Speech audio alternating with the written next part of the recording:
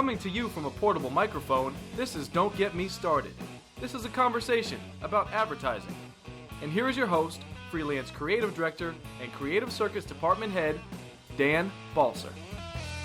Yes, welcome back to another episode of the podcast. And you know what I just realized as I've been doing these for a long time, and I think that this isn't really a straight up apology to you, the listener, my loyal listener, my loyal, always there for the internet, always there for me listener. I'm realizing that I think that maybe out of 200 and almost 50 of these, I probably have only described the guest once, maybe twice.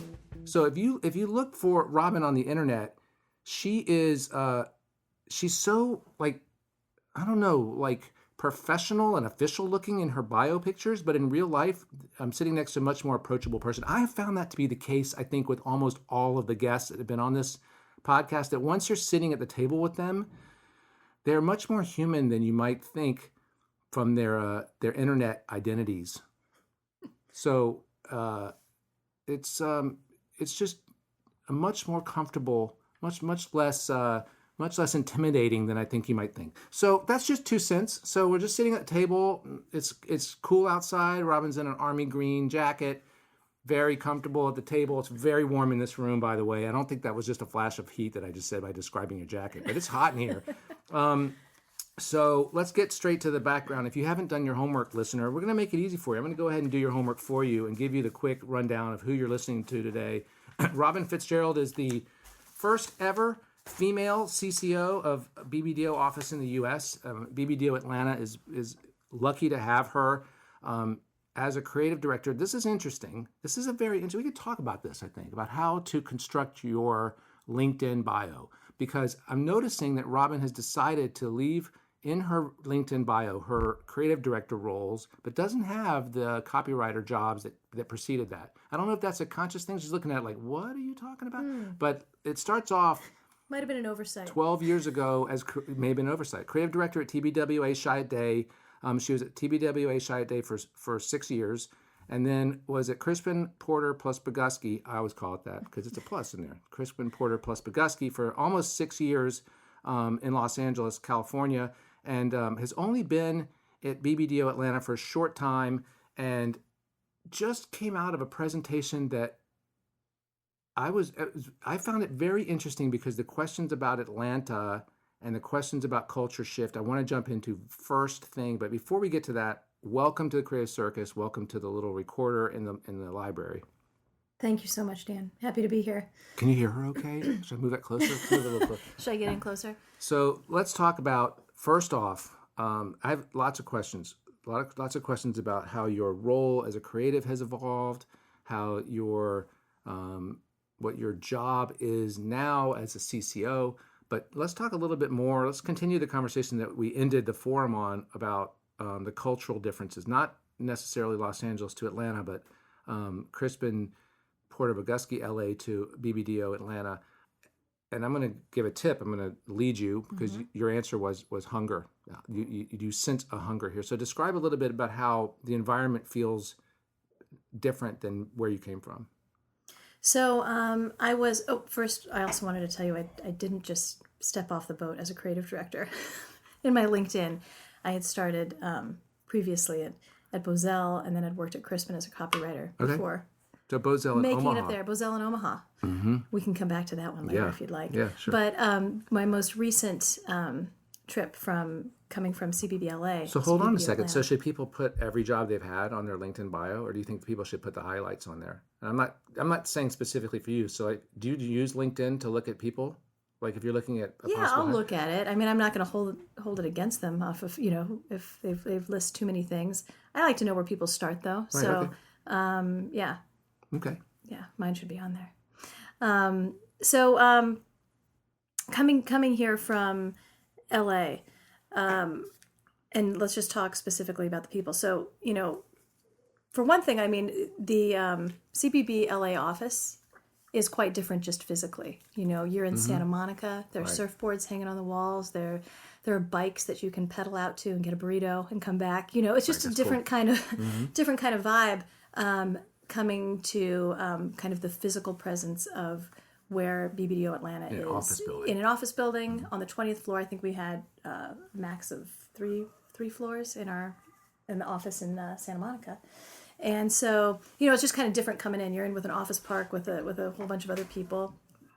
And you're not the majority holder of that building. That's interesting. So that's the case for most agencies. I mean, most agencies don't have their own building. Right. So that's kind of unique. I would say the office in CPB had just 2 floors of that, so it wasn't like they had the whole. But there were only 4 floors, so it just felt that way. Right. But there are a lot of other Omnicom agencies within the 4 floors, from like floor 17 to 20. Or 16 to 20 that Omnicom is on there. So, it's kind of a new model for an agency, and working with other agencies within your holding company there. It's a little different. Is it comfortable? Does it feel comfortable? It's getting more and more comfortable for sure. And you start to realize that it's still like BBDO Atlanta has about 220 people. The other agencies there at Omnicom are about 400. So it is... It's still its own thing. It's BBDO. There's a reason it's one of the most creative companies, creative agencies there, and it's New York is a powerhouse around that. San Francisco has taken off, and I think now it's Atlanta has had some bright spots, but it's like a time for it too. Well, what attracted you to BBDO? I mean, I'm assuming you've had choices over time. What attracted you to BBDO? And because you're not just repeating what the trades say by saying it's a creative place. I mean, you believe this, so why? What attracted you? David Lubars. Okay. Yeah, and his enthusiasm for kind of basically firing up Atlanta. That's great. And putting a lot of faith in it, and putting resource behind that. And I've seen the proof. I mean, it's also an opportunity to work with other great people who are in part of BBDO, like Greg Hahn in New York, and Matt McDonald, and Tom Markham, like a lot of great people that I've kind of crossed paths in some ways in the past, but I'm eager to work with again in kind of a new environment. So exciting. So I wasn't planning on asking you this, but you mentioned sort of the physical space. Yep. I've had this conversation with Ted Royer and a couple other guys who run their own shops about what is sort of the best way to set up an office space. So in your years, what have you seen work and what has not worked? And if you were going to build, if you were going to sit here now and say, okay, let's build the perfect physical space for an advertising agency, what's good about open space? What do you like about offices? What's the sort of ideal space? How do you like it to work? And it may be a very different question now as the CCO walking through the halls than it would have been as a writer or a group head or a CD, right? Right. As an entry-level copywriter, I wanted my own corner office. Right. Now, or even internal my office. own office isn't my own anyway, so it doesn't matter. Like it's a meeting room. It is a meeting room. So, we have a lot of people at BBDO Atlanta. So, and we've all just moved together, which is kind of fantastic. In the last 3 weeks, we've moved the creative department all together. It was kind of a little bit spread out. And now we're all together, and we're right next to strategy, and we're right next to the account team. Right. I've never been up there. So what do the office spaces look like for the creatives? Okay. It's... Is this bad? I'd like to paint a picture of what it will look like. Is that a better way to go? That's what I asked. Yes. Sorry. I thought you were asking literally what does it look like. I was, but I first asked you what would you want it to be. So I'm assuming you're working towards that. We're working toward it. It is an open plan right now. So, one of the things that happens when people come together is it either gets really quiet or it gets really noisy. So one of the things that happened was it got real quiet. So it can feel, sometimes an open plan can feel like you're walking the halls of a bank. Right. And you don't do it right. And you don't, So one of the things we've started to do, and I knew this would happen once we moved together as an open plan, is we have a music consultant coming in. He's actually a guy from Atlanta. He has his own production company. Okay. And he spins for us, like that's awesome. on Fridays.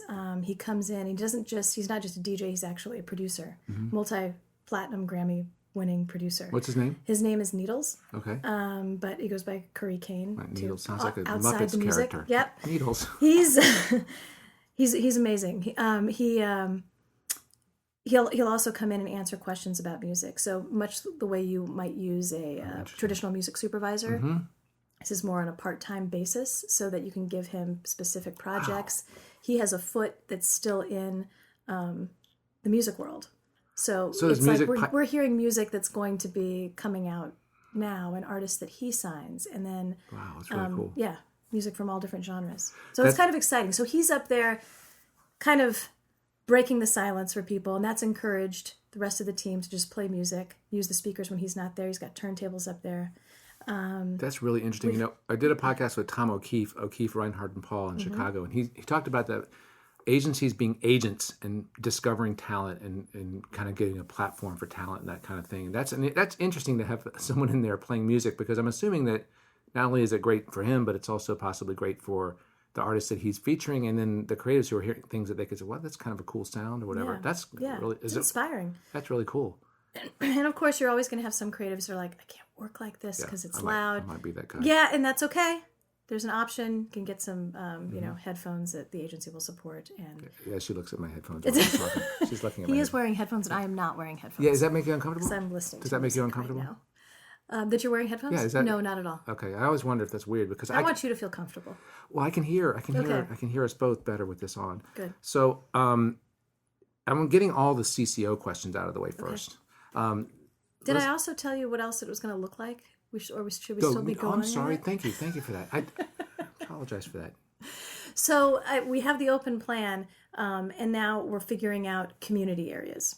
Because sometimes you have an open plan, that's great, but you also need, smaller community areas where teams can go off and work together. Like we used to call them war rooms back in the day. Yeah, like little areas like that, because, some of them there aren't a whole lot of offices, and some of the bigger conference rooms we've turned into offices for multiple people. Mm-hmm. So you've got to find some more places where people can hide out and be, mischievous creatives and just like have little meetings on the side. So while we're kind of figuring out some makeshift spaces, we are looking at, creating like a whole new kitchen area, like a bar area, some other places that just, it feels much more creative than kind of the stock office building. That's interesting because my first job in New York was at Ogilvy, New York, and that was back when they were in Worldwide Plaza, and they had I had my own office with a door. My partner had an office with a door across the hall, and it's hard to interact with other people, but it was productive. Second job, open floor plan. We sat in like these pods of 4 kind of cubes with people from different disciplines. Mm. And I had a different partner for every account that I worked on, and each account had its own little war room. So if my partner and I were going to concept, we'd go into like the AGFA war room, and they'd be planning notes and there'd be stuff on the wall, but it was kind of our own space. Yep. And that worked. It works really well for an agency with 65 people with only 8 creatives. I mean, that's kind of that's what that place was. Maybe 10 creatives when I was there in the 3 years I was there. It was never bigger than that.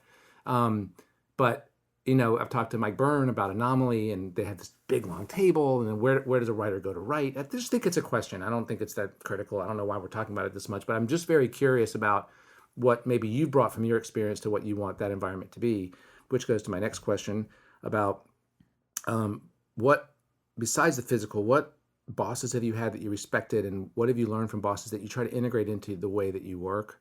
What lessons have you learned that you think are important in a leadership position that you've picked up?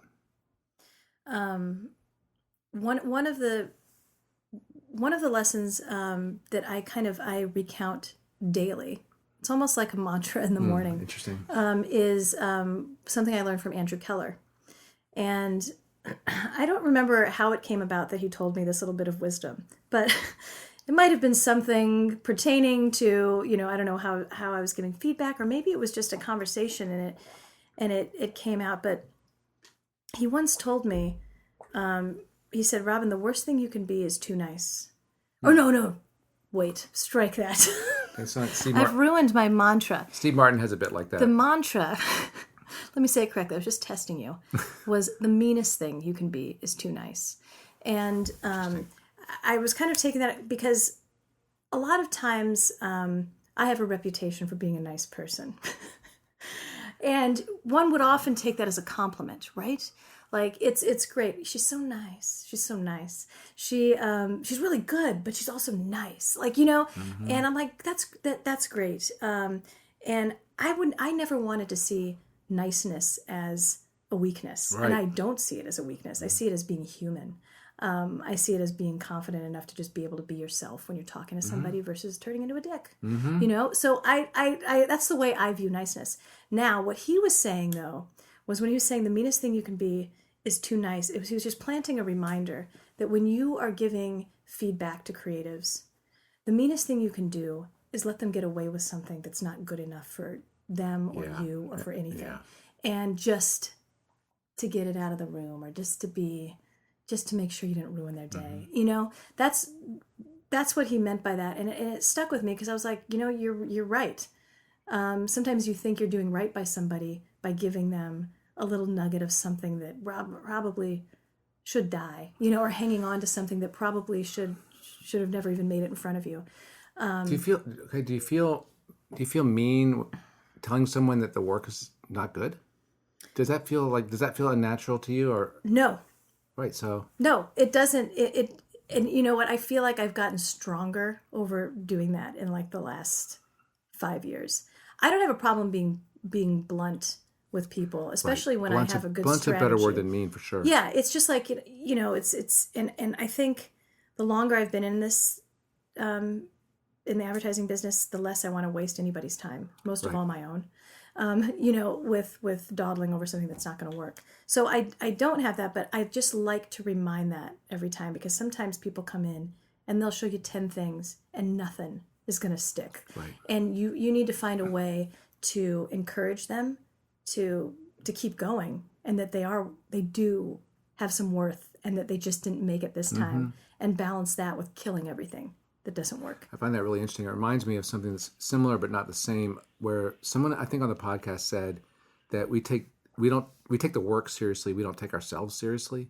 Meaning there's sort of a difference between being a nice person and being very tough on the work. Doesn't make you, they're mutually exclusive, frankly. Yes. And it's, speaking personally, this happened to me yesterday in class, where I don't think I was being nice. I fear that I was being, I hate saying this, I hate disclosing this, I fear that I was being lazy by not pushing back hard enough on a team that did not work hard enough. Where it's like, okay, and I don't know if it's lazy. I have always contended that the teams are presenting their very best. So let's just find the best thing on the board and assume that. But I don't believe that anymore. I don't believe they're doing their best. I don't believe that most of the work I look at, and I'm calling them students, but I think of them as creators, I don't think they're giving 100%. I just don't think they are. And I had the benefit of having an old former classmate of mine from 23 years ago sitting in the class with me. She was visiting from Seattle. And she said, "Is this all you're presenting? You've got a logo up there, and underneath the logo, you've written on the layout, tagline. Where's the tagline?" You Like, had a placeholder for an idea? Literally. Yeah.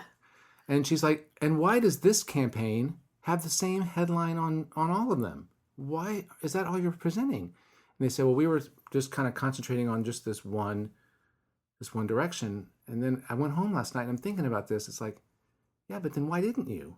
Why didn't you concentrate on it? And why didn't you go deeper? And I think I was being a dick by not being a dick. I think I was being mean, not giving them what they are paying for by letting that slide. I was so grateful that my friend had called him out on it. And she actually apologized afterwards because she thought she was out of line because she was just a guest in the room. She's taught before. But it takes effort to do that, and it takes a clarity to do that. But It does take clarity. I've also reminded clients of that too. A while back, it must have been 2 or 3 years ago, I went with an account person to teach. It was kind of like a little workshop to a bunch of craft clients. And they had invited us in because they wanted to be taken through a creative presentation that wasn't work that was consequential to what they were working on. It was more of a case study. Cool. And then to be able to ask creatives about, like, how do you want to hear feedback? I thought it was brilliant that they even put that together. Excellent. And that was one of the things I said. I told them, I gave them 2 counterpoints. I told them the meanest thing you can do is too nice because it's wasting your time. Well, and you just want to have a good meeting. and when nobody a client cares about a good meeting. and when a client does that, the truth always comes back. Yeah, it always comes back. We'll see it in a report 2 days later Right. once you do the call after our meeting. But and the other thing was, I told them, I was like, don't be afraid to laugh in the meeting. Don't be afraid to feel what you want to when you see the work. It doesn't mean you have to buy it, because a lot of the times they'll just be stone faced, depending on the client. But like, and depending on how many people are in the room, how many levels are in the room. Sometimes they can just sit there and be kind of stoic, and you're like, is this thing on? Like you kind of want to. I'm curious to feel. Did they ever give any indication that a client feels like he's being sold or she is being sold to? Yeah, I think they even responded right when I said that. I'm like, it's okay to be a human when we're doing this. And they're like, oh, no, because sometimes it feels like if we laugh, then you're going to come back and say, well, that was funny. You like that one. Well, that one's sold. And don't lie to yourself and don't lie to me. Like you'll use it against me. Like any type of really give. And I was like, wow. I go, no, I'm not going to do that to you. Unless I really, really need to sell it again. But you're not, but do some. I mean, you don't. Yeah, I mean, I was trying to provide a safe harbor for them because, you should listen to the rational and you should listen to the more visceral, emotional side of yourself when you're looking at work. I mean, don't ignore it. It could make all the sense in the world, but if it doesn't hit you a certain way, then, it's not going to be great. And vice versa. If you're feeling something, then maybe it is doing something you didn't realize. Yeah. Often. Yeah. Okay, so when you start your career and you're a writer, it's pretty obvious who your boss is, right? As a CCO, who are you answering to? Who do you think that you ultimately work for? Who do you have to be accountable to? Well, my direct report is David Lubars, in New York. He's our global CCO. But I also feel I'm accountable to everyone who's, like, I guess, beneath me, or not. That's the wrong answer.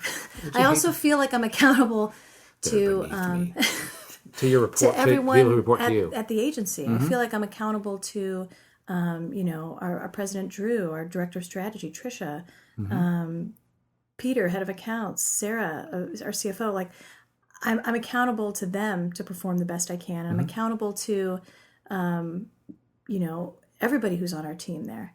So when I first started, I told them, I'm going to ask a lot of you across departments, and I want to be asked the same of me. I want to be put to task, and I want them to feel comfortable doing that. Okay. This question, it sounds naive, but it's intentionally open-ended. What is your job?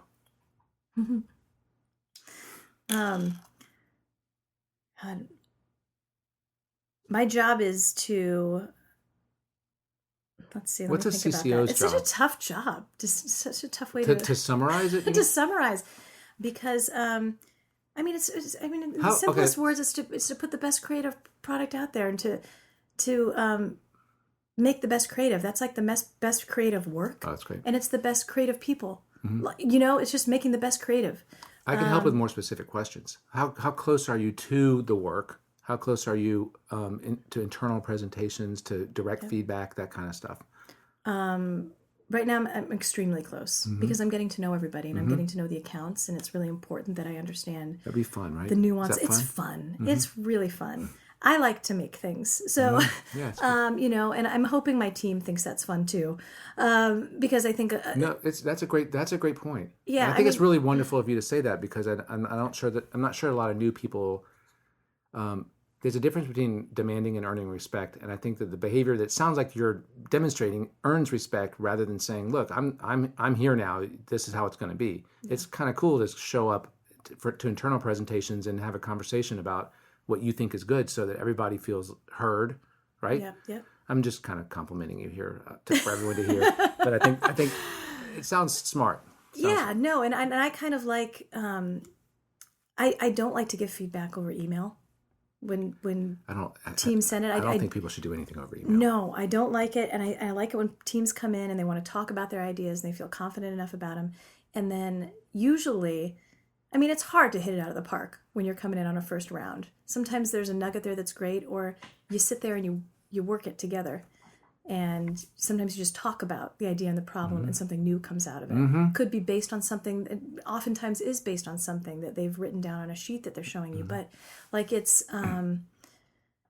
that's this kind of stuff that I like to make. I don't like turn-based video games. So there's like, it's like Dungeons and Dragons versions, like RPGs where you apply this thing and then something happens. That's what email feedback is. It's like, you got to be a really good writer because you're going to write your feedback and then you're going to wait some amount of time for that to be reacted to.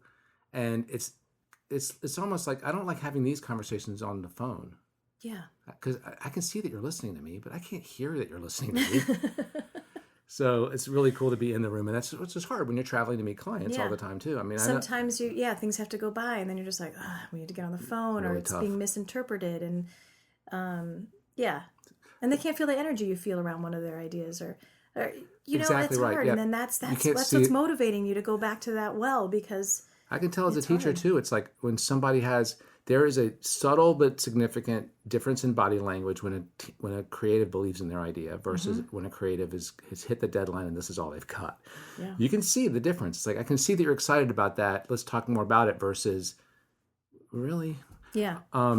This is all you got. Right. Even the looking down when they shove the paper across, like, oh my God, this is all I've got. Yeah. You're like, well, let's start by not looking at this stuff because I don't think you're going to like it and I'm probably not going to like it either. Exactly. Very, very, very important. But you're also working against maybe the culture that this is what I've also found is challenging. I would think would be very difficult for a CD and a CCO to deal with. This is how that they've had to learn to behave based on the people for whom they've worked, the clients and accounts they've worked on. I would think that would be a very interesting challenge. So far in your career, what personal trait of yours, what do you think it is about Robin that has served you best? What is it about you think that has been an asset? I think I have a lot of resilience. I have a lot of optimism. My mom has huge optimism. She was diagnosed with MS 20 years ago. Doesn't slow her down. She doesn't walk anymore. She's in a motorized cart. Life does not slow her down. She has, I think I inherited like this giant bubble of optimism that nobody can burst. And it's been shrunken down a little bit, like when a helium balloon goes outside in the cold. Right. Sometimes my bubble has done that. It's shriveled a bit. Yeah. But it's never been popped. So but I think, you know that when things ascend, though, they inflate more. Well, maybe that's I'm inflating. That's good. So that is good. You're talking so about I feel like that optimism, I feel like it's infectious. Optimism is infectious, Definitely. I think. Just as pessimism can be. Unfortunately. But I like to lean the other way, and even if we have a bad day, come back from it. And so. Do you know who Arsene Wenger is? No. Arsene Wenger is he's in his 21st year as manager of Arsenal Football Club. And I just saw an interview with him where he noted that he thinks resilience is the single most important trait for people to be successful, followed closely by optimism. Wow. And this is a guy we who should get together. We should have lunch or something. And this is a guy who Arsenal is an English football team. We watch Premier League. I know. I forget what year. Tottenham Hotspurs. Sorry. Oh, well, I'm sorry about the Arsenal thing. I know. Full disclosure, not an Arsenal fan, but he was the coach of the only team in the modern era to go undefeated in a season. But I didn't like him until I saw the documentary. I thought he's a philosopher, an incredible guy. But go Spurs. Come on, you Spurs. So come on, Atlanta United now. Atlanta United. Mm-hmm. Absolutely. I'm a season ticket holder. So am I. Oh, yeah? Mm-hmm, just recently. We're going to turn off the recorder and find out where each of us is sitting. Let's get to the question I've asked every guest on here. If you could go back to the day you graduated from University of Nebraska, whisper something in young Robin's ear, what would you tell yourself? What do you wish you'd known? What thing you think would have helped?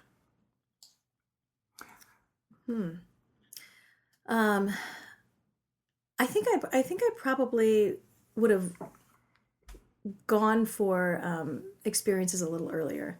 Life experiences? Yeah, I think so. But I loved my time in Omaha, and I loved it at Bozell. But I I probably would have leapt a little earlier, and maybe that would have been to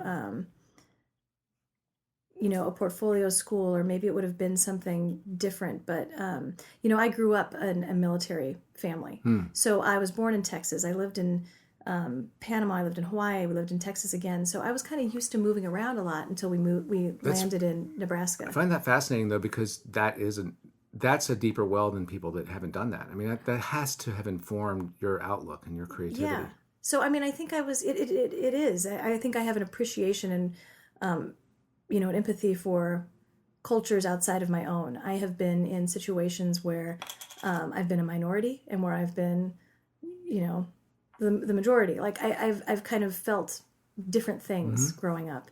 But I think that's what I would probably whisper. I think I may have waited too long for that next move. I think things have worked out. Things have worked out the way I want them to, Well, I don't know how old you are, but you look very, very young. Oh, thank you. I mean, I said this at the beginning. I'm kind of feel like I'm talking to a 34-year-old, 33-year-old. I'm okay, 37. So I do want to go to the here, because I've done that, and I'm wondering if any women listening are wondering if I'm going to ask this question. So has it been an advantage or a disadvantage being a woman in the business? Just talk about is that an experience of which you're cognizant and conscious or not? And if so, are there any implications, ramifications? Yeah. I felt like it was not, I never felt it was a disadvantage when I was starting. I never really felt like, oh, there's the girl writer. Like I never heard that from the very first place I started at Bozell, all the way to, Crispin, and and my first creative director was a man. His name David Moore in Bozell, and he was always very supportive of me, and I never felt any different being a woman there as a writer, or looked differently. I did consciously seek out opportunities where I wouldn't be pegged on, like, let's say, like a tampon account or something like that. Not that we had that, but I made a conscious effort to keep my book diversified. And so I don't think, like, if you looked at my name, you probably couldn't tell. And I happen to have that name. Kind of androgynous. Yeah. Right, a little androgynous. And so, it's just, I just wanted to be seen as a creative, not as a girl creative or a boy creative, just a creative, and more as a writer, but I just wanted to be seen at that time as that. So, either what I felt was reflected out to other people and they treated me that way, or I just never felt that I was being looked at in a different way. So you're also fortunate to have had a great mentor in David. Yep. Yeah. Yep. He was a great person to kick it off with, and I had great partners. David Stanky, who's at CPB, he was my first partner. Just people that were open-minded, smart, like just not very conservative in that way, cool. Not old school.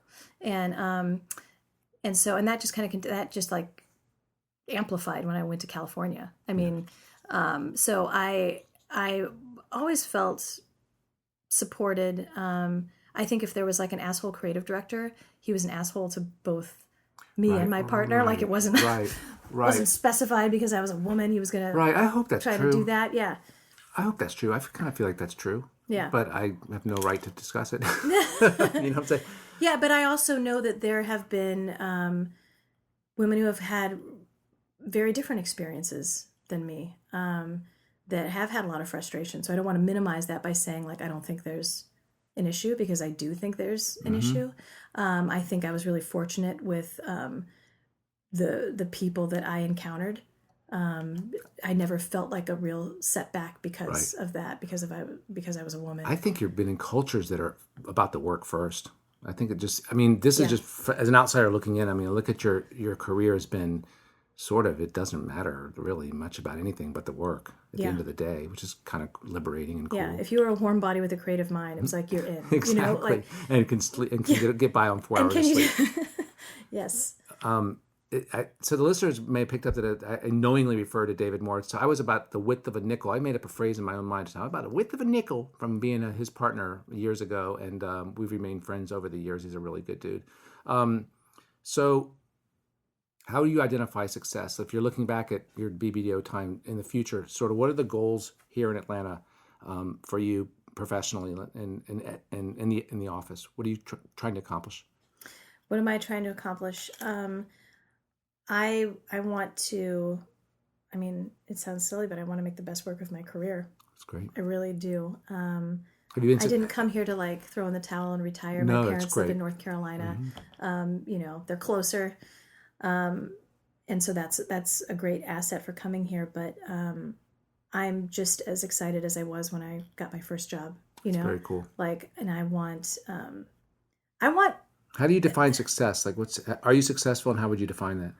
I think we're already hitting some successes. Success to me is like when the people there are, I see them like get a little taste of it and then they're hungrier for great. more. Like, and it's not, it doesn't satisfy them. You know what I mean? Like, it's just like, yes, and we can do more. Sure, and it starts to spread. And success for me is seeing a swagger. Oh, that's back very in cool. Atlanta. You know, like, what about for yourself people going personally? in. Are you successful? A better car. No, I'm just kidding. Oh, that's awesome. Great answer. That's your answer. That's your answer. I mean, success for me, I really do love it. I love watching creatives succeed. I do. I mean, I love watching somebody get their first work out into the world and getting recognized for it. That's like, maturity. Is it? Mm-hmm. I really love that. Mm-hmm. And maybe that has come with, you know, I have a 10-year-old and a 7-year-old. I was about to say it's from being a parent. Kind of like, it's like you relish in their successes. And you also, you know, their failures hit you in the pit of the stomach, you know, so you, but I like seeing other people succeed and knowing, even if I'm not, like knowing that you kind of helped make that happen. Being a parent brings into acute focus that we're not all in, you know, you're in this for someone else and you can enable. That's I think it's profound. I think being a parent is a profound shift in someone's life to see the world in a different perspective. And I don't think it's a perspective that I thought it would be before I had kids. Yeah. I think it's a little bit, it's just interesting. So thank you so much for doing this. Sure. I really appreciate it. Thanks for having me. It was fun. Right? Yeah. Not bad. Listeners, I hope you thought it was fun. I get to be here and you don't, which is whatever, you're listening to it. So if you want to reach Robin, she was gracious enough to give me her electronic mail. Robin.Fitzgerald@bbdo.com. You can always reach me at danspodcast@mac.com. Make sure to like the Facebook page. There are always links there. It's facebook.com/DGMS podcast. Every episode is on balserville.com and it's on the iTunes store. Leave a review on the iTunes store. Once again, thank you so much. Thank you. Thanks for having me, Dan. I am rooting for BBDO Atlanta. Listeners, we'll see you back again here in 2 weeks. Until then, have a great one. Bye.